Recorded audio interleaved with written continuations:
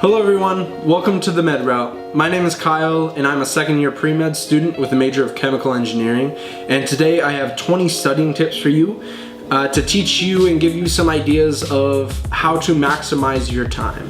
Now, just to preface this video, I'm not saying that I know all the best ways of studying or what's going to work best for you. I just want to give you some ideas that have worked for me in order to help you out. So I've broken the 20 tips into 3 basic categories. The first being pre-studying, so setting yourself up for success. The second being the actual act of studying. And the third being post-studying. The pre-studying section has 5 tips. And the first is to choose your location wisely.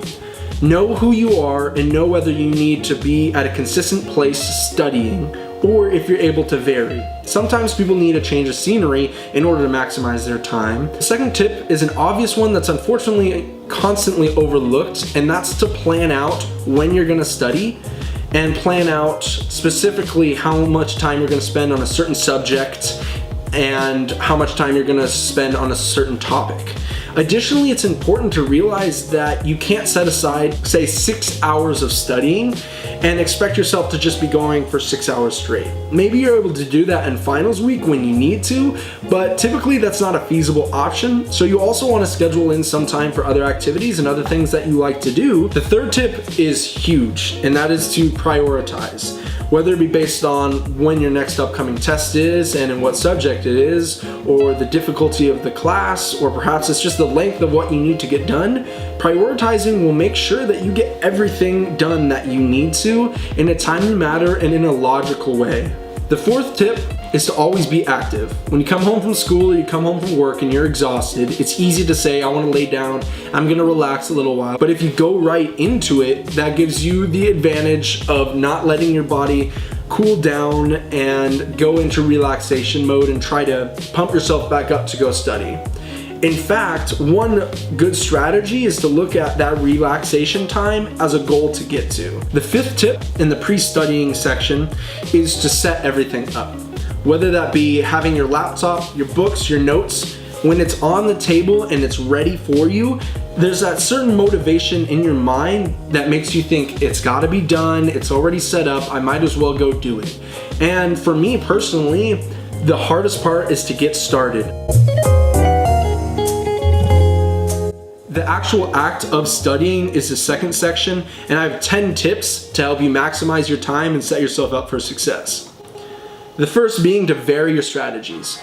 Sometimes it can be very difficult to just read 3 chapters from a book and expect yourself to not only retain all that knowledge, but to stay active and not get bored throughout your study time. Supplement your other work, it'll keep your mind active, it'll reinforce those topics, and you will find that you are getting more done in the long run. The second is to utilize homework.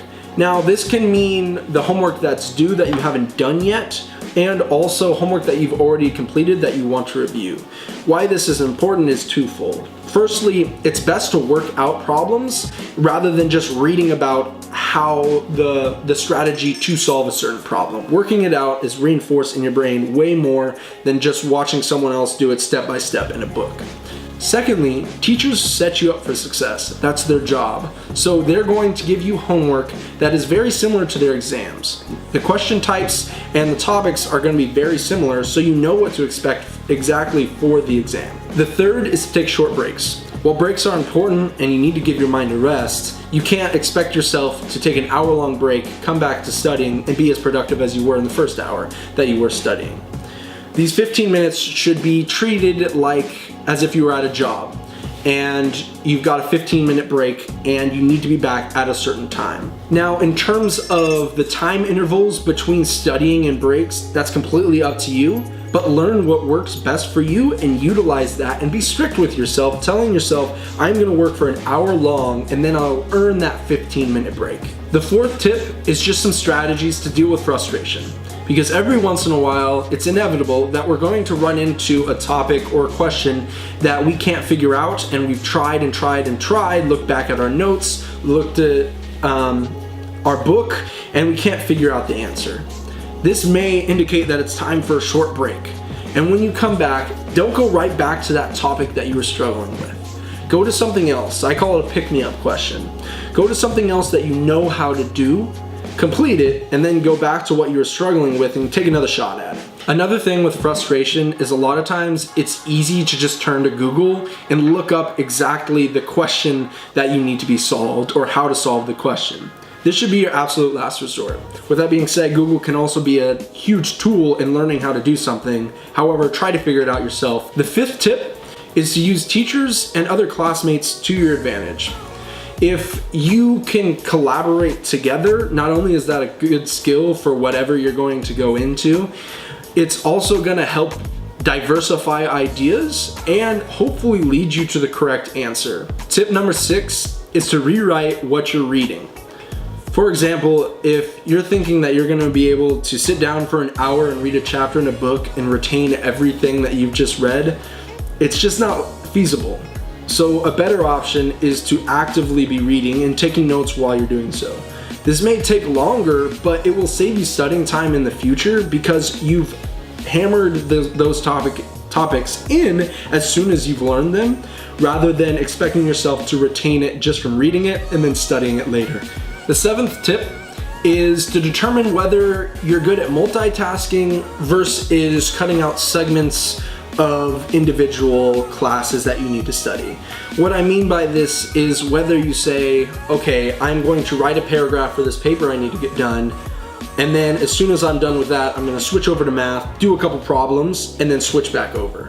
I would consider that multitasking, and it keeps your brain thinking.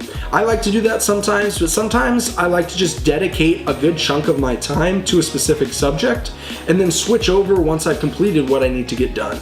It's all up to you, but whatever works best for you, do it.